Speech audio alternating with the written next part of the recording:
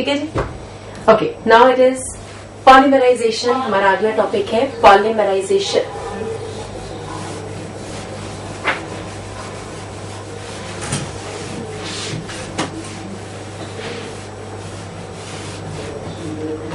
When we say polymerization,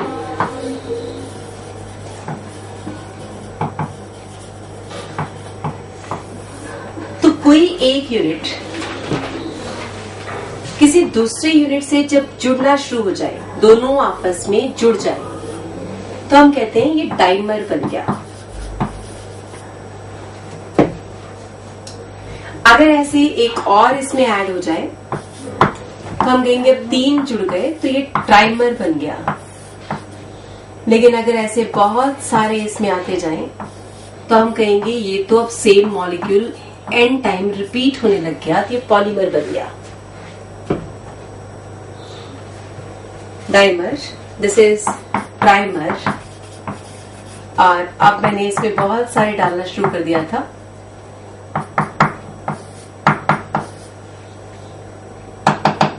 तो आपने इसको एन टाइम लिख दिया, तो इट इज नाउ पॉलीमर। ठीक है, कंसेप्ट समझ आ गया। पॉलीमराइजेशन का मतलब क्या है?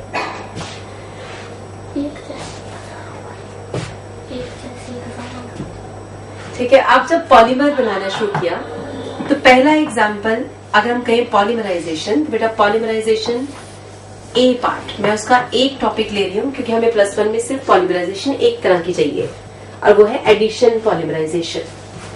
ठीक है, +2 में हम करेंगे कंडेंसेशन पॉलीमराइजेशन, लेकिन अभी फिलहाल के लिए हमें चाहिए सिर्फ addition polymerisation.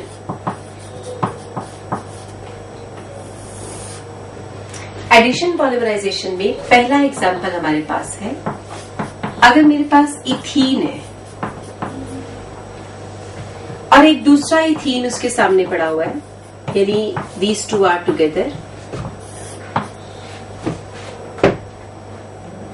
in presence of AlR3, that is trialkyl aluminium, and TiCl4, that is Ziegler-Natta. This is called Ziegler-Natta catalyst. बेटा इस कैटलिस्ट की प्रेजेंस में पूरा तो नहीं ना, TiCl4 पूरा कम बैक।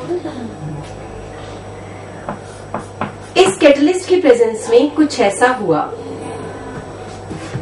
कि ये आधा बॉन्ड इधर गया, हाफ बॉन्ड का मतलब एक इलेक्ट्रॉन, ये आधा बॉन्ड इधर चला गया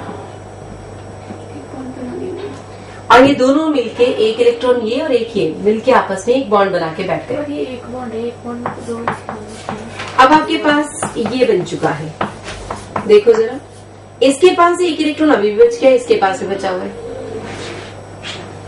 क्योंकि नेचुरल है एक बॉन्ड में 2 इलेक्ट्रॉन्स होंगे तो एक एक इलेक्ट्रॉन तो इनके पास बचा होगा ना।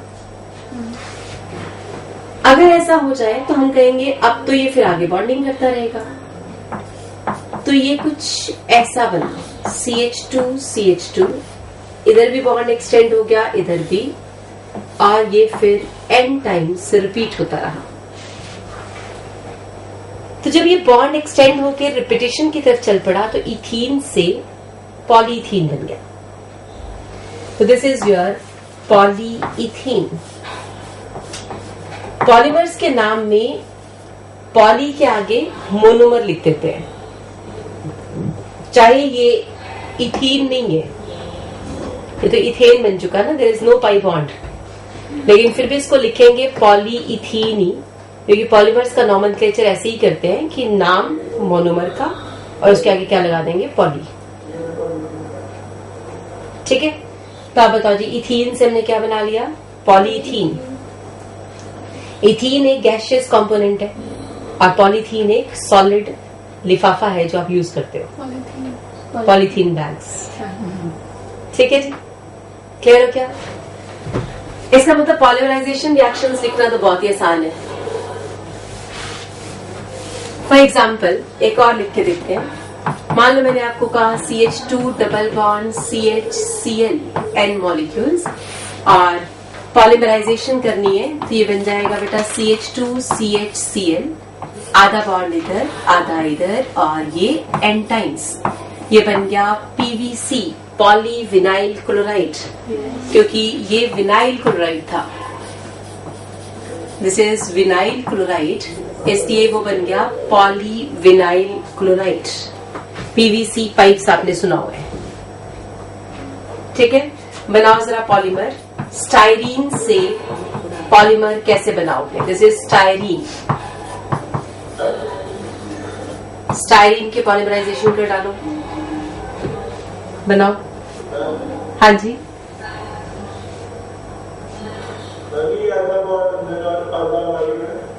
आधा अंदर आधा बाहर का मतलब ये है कि आधा बॉन्ड तो ये किसी दूसरे के साथ बनाएगा ना, कोई दूसरा मोनोमर उठा के आएगा।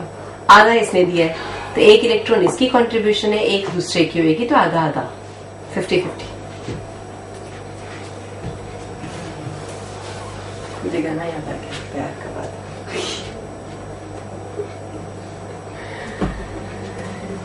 तो इथीन से पॉलीथीन, विनाइल क्लोराइड से पॉलीविनाइल क्लोराइड,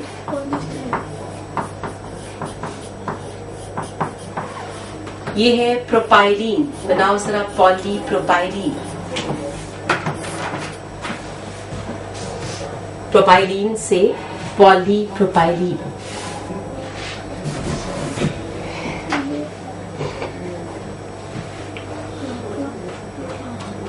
वो नीचे वाला तो वैसे गया बेंजीन का। यहाँ पे कोई क्या अच्छा हमेशा यही कैटलिस्ट यूज होता है। कैटलिस्ट नाम भी कोई बात, हमेशा यही कैटलिस्ट यूज होता है, हर एक में डिफरेंट। ये इथीन वाले में यूज होता है, बाकी के याद।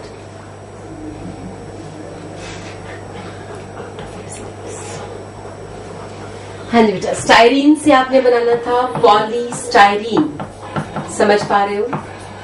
नीचे वाले बेंजीन को कुछ नहीं करना, ठीक है। और प्रोपाइलीन से बनता पॉलीप्रोपाइलीन, ठीक है जी।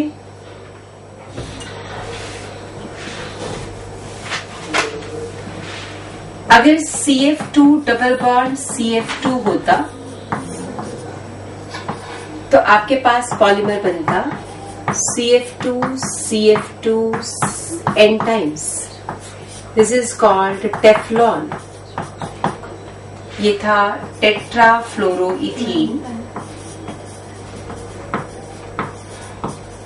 Polymerase to give us Teflon.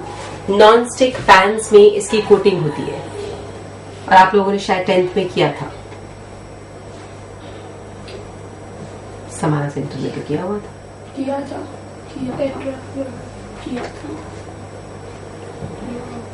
तो this are polymerization, addition polymerization. मैंने इसका नाम एडिशन पॉलीमराइजेशन इसलिए रखा क्योंकि सब एक दूसरे में ऐड होते जा रहे हैं। एक इथीन, दूसरा इथीन, तीसरा ethene, they are being added, तो एक दूसरे से जुड़ते चले गए, इसलिए नाम रखा गया एडिशन पॉलीमराइजेशन। समझ आ गया? कोई डाउट तो नहीं है किसी का भी? ठीक है जी, अगला पॉइंट लिखो। For addition polymerization monomer must be unsaturated. For addition polymerization monomer must be unsaturated.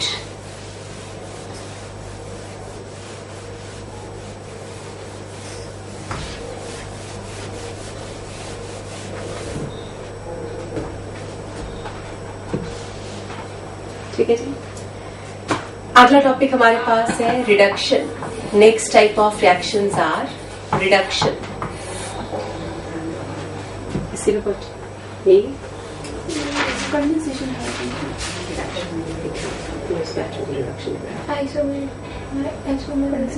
Isomerisation है।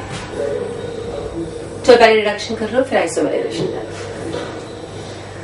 Reduction is addition of hydrogen